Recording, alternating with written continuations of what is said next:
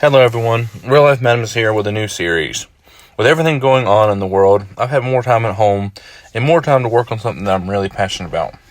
It's my 1965 Ford Fairlane. Now, I've had this car since 2013, but the car has been in my family for much longer than that. It was given to my father from my grandfather when he graduated from college back in 1983. Now, I gotta say, I've enjoyed seeing this car every day growing up. And when I was old enough, I took every chance I had to give it some TLC, giving it a wash and driving it around a bit, just because no classic car needs to be able to just sit. For as long as I can remember, I wanted to have this car fixed up, looking pretty, and ready for a cruise at a moment's notice. And as a matter of fact, it was this car that drove me into auto repair. Since getting the car in my possession, most of the work I've done was getting it back to being roadworthy. When the ownership was transferred to me from my dad, I had to rebuild the brakes, replace the tires, and give it a new battery. Fortunately, that was all it needed after years of sitting, and the Red Beast lived again. And finally, for the first time since 1997, it was road legal, and I couldn't have been more excited. Since that time, I started working toward dressing bits and pieces of the car up, painting some of the engine parts, as you will see in the video. I've also upgraded the wheels, as you'll see. The original wheels were 14-inch, and 14-inch tires were getting more difficult to find. So, I put some 15-inch tires on.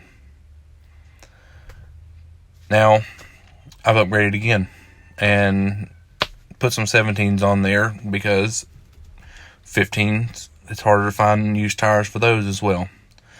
I like the 15s that I had on it, but the 17s that are on there now, I'm really enjoying. Currently, the car has a 289 two-barrel carbureted motor and the Ford Cruise-O-Matic 3-speed transmission. The motor's definitely at the point where a rebuild is needed.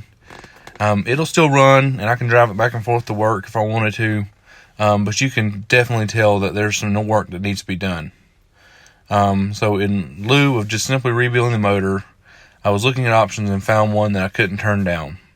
It was an upgrade for fuel mileage, which is important for me, because I don't want to just give power to a car. I want to be able to drive it and, be able to enjoy cruising around without having to spend so much time at gas stations. I found a 1988 Ford Crown Victoria. It's got the 302 electronic fuel-injected motor and the Ford AOD transmission. The AOD transmission was the first transmission that Ford came out with the vacuum shift overdrive. Right now, I'm getting about 13 miles to the gallon, and on a 12-gallon tank, you're not getting very far. When I put the motor and transmission from the Crown Vic into the car, it should bump me up to maybe around 18 or 20 miles to the gallon. So I'm hoping I can get all the kinks worked out of the Crown Vic before pulling it and putting it in the car, just to make sure everything is running right before I pull the motor.